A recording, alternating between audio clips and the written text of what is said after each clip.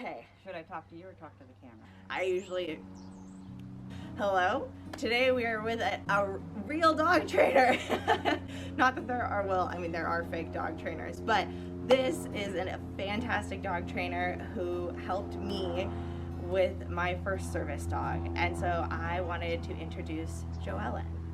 Would you like to tell us a little bit about what you do and how long you've been doing it? I've been training dogs for money since 2000. I worked at Marin Humane Society for 5 years in their behavior and training department, where I did behavior consults from everything from puppies to some pretty aggressive dogs.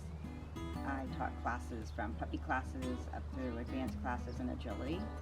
What else did I do there? I did behavior consults.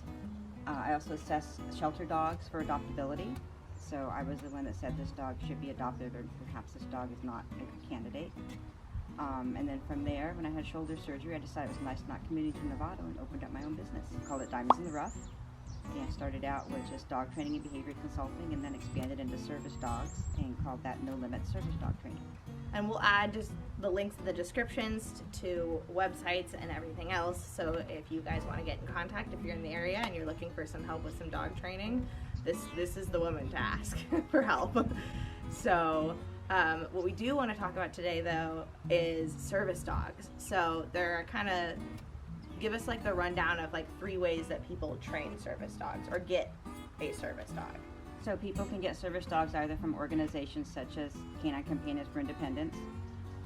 They can do it privately and try to train them themselves, which a lot of times doesn't work out so well. Or they can work with somebody like myself who's a private trainer who can help you assess a dog, find a dog, and hopefully have it turn out to be a great dog for you. And in the process, hopefully save a dog's life by getting a dog from a shelter or rescue group. So I'm really excited because I wanted to do sort of like a mock-up interview. So we're actually going to swap. My camera woman's going to take my spot, and we're going to have her ask just some general questions of what you might ask if you were to go through an organization, like temperament questions, size, everything else like that, to get a feeling of what it feels like behind closed doors, so to speak. All right. And I'll get my questions. So I guess we should probably start with like what. Also, this is Megan. Yes. Hi. The woman behind the camera. Yes. I see every once in a while. Yeah, I guess we should probably start with like, if I were to come to you, like, what would you ask me, or like, how would this process start if I was like, hey, I want a service dog, but I don't know anything about it? I have a pretty lengthy questionnaire that asks you things like, what do you need? Okay. What your challenges are. So is it psychiatric? Is it physical? Do you have limitations with mobility? Oh gosh, I'm sorry. Harvey, come here, honey. I know. It's really hard. Down. Thank you, Baba. Wandered a little. Now we're back. Okay, so a pretty lengthy questionnaire, and it asks some pretty personal questions. What your challenges are, do you use drugs or alcohol, marijuana? I usually ask for a doctor's note, even though it's not legally necessary. It just assures to me that, yes, you really do need a service dog. You're not trying to pull one over on me. Mm-hmm. And I want to know, I want you to be really honest and open with me about your challenges. If it's psychiatric or diabetes alert dog, can be any size dog. Okay. So those are kind of the things that I want to know. Okay. So like, I'm curious because I have a lot of things that I think it would be good for. I think the main thing is going to be like emotional support, like anxiety, because I have a lot of like physical anxiety attacks and anxiety in public. So that's like my first thing I think of. Questions about like how you decide like what kind of things they do, like if I have anxiety in public, like what kind of, how do you decide like what they do, or like how they comfort you and stuff, like how does all that work? So I would ask you what you need. Do you need the dog to make space around you so people can't get close? Do you need a dog that can watch your back, like when you're standing in line at a grocery store, you don't want people coming up behind you or loading stuff into your car? They can learn to take you away from an area, so if you're in a populated area, they can actually escort you to a quieter area. Yeah, that would be exactly. They can also just simply nose bump you or something when they know that you're starting to get a little worried. Say, hey, I'm here. Yeah, it's okay. That's like, and sometimes I think, that's enough to snap you out of it. Yeah, I think because by the time I realize I have anxiety, it's a little too late. So I had like a grand mal like physical seizure. If there's an alert for it, if I don't have it very often, but I have like the sensation of like I get like aura seizures where I look like I'm here, but I'm not, and it can be kind of dangerous for me to like drive or do anything like that. But I don't always recognize it until after, and so I don't know if that's something that dogs can pick up or if they just do that naturally or how that would work. A little of each. They can get it organically just because when things happen, if other things happen, then they learn that, oh, it pays off for me to go and help them with that. Okay. So you can do things like, if you have the wherewithal to do it or somebody's with you, they can swab your cheeks, and then we can save that and we can teach the dog to alert to that odor. Okay. Yeah, any chemistry change that your body goes through, we can have the dog alert to. Okay. It's just That's a matter amazing. of having the wherewithal or having somebody with you who can do the cheek swabs and save them so that we can train the dog away from that and get them to alert to that odor. Yeah. How long do you think it takes for you, like a person and their dog, to really get like in sync with each other? Is it really different with everyone? Or It's is different it... with everybody. Depends on the dog, depends on the person, Okay. depends on the task. A month to 6 months Okay. to really get in, fairly well in sync.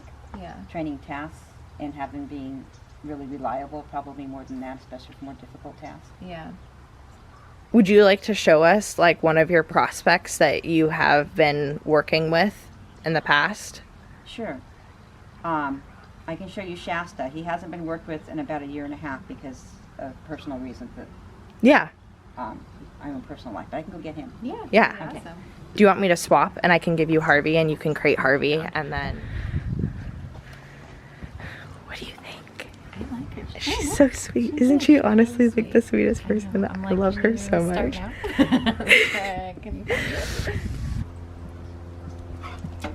So this is Shasta. Hello. Hi. Let me know if he's bothering you. No, it's okay. Oh! Does that have to Hi. for you too? Hi. So tell us a little bit about Shasta. So Shasta came from Northern California Border Collie Rescue. He's about 50 pounds. I brought him down for a client who did not feel like they wanted to pay for pet insurance and did not want to allow me to retain legal ownership, which a lot of service dog trainers do with dogs that they place for the safety of the dog. So I told him, sorry, you can't have him. Yeah. And so I was going to return him, but he's been so great, and for behavior consults, he is wonderful. He doesn't react to dogs charging and barking at him and being really mean, so I use him a lot for my behavior consults with aggressive dogs. Yeah, that's And great. I started his access training, which means getting him used to just going different places and knowing how to act in public. Did a little bit of that, and then my husband got sick and other things happened, and so it's been about 1.5 years since he's had any real good training. Okay. So Megan, I have a surprise for you. What? Shasta can be yours if you want. Because I already spoke to your mom. No, you didn't. Yes, I did. You talked to my mom. I have my ways. What? Hi, honey. So if you would like this to be your service dog in training, we can start. Wait, really? Yeah, really. I'm like gonna cry. Thank you.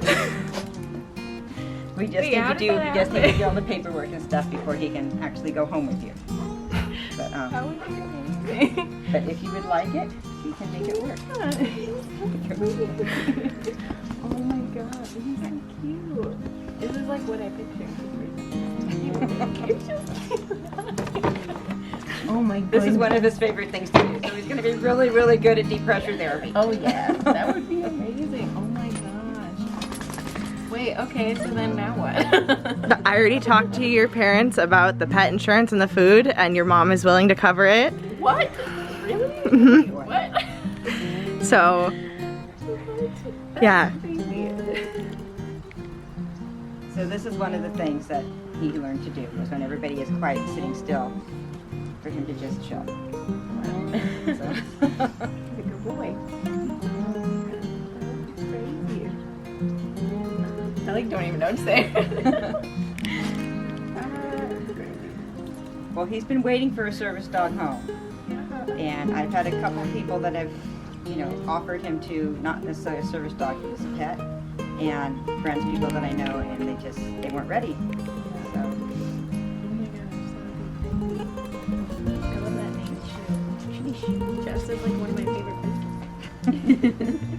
He came to me with that name and I just never changed it. That's probably one of the places you'll take him.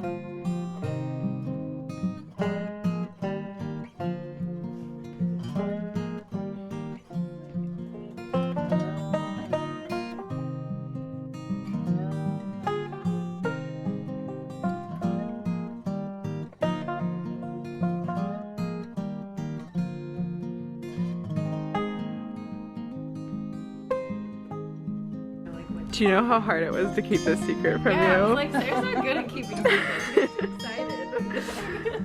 Well, she only had to do it for like 3 days. Yes. So. True. How do I pay for this dog? How is this gonna work? I am. How? You're not. How are you doing that? I got a donor.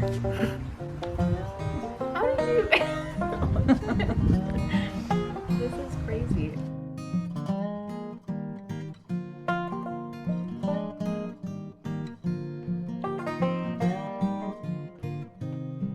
It's happy, baby. Yeah.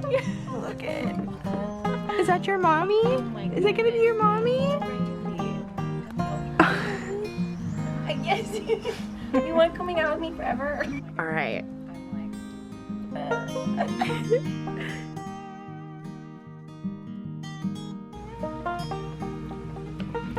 I just want to say a huge thank you to Sarah and Joella. Both of them are amazing human beings, and to Sarah for just setting all this up and figuring out the finances. Like, I am forever indebted to you. You are such an amazing friend, and I just love you so much. So thank you from me and Shasta. We're happy.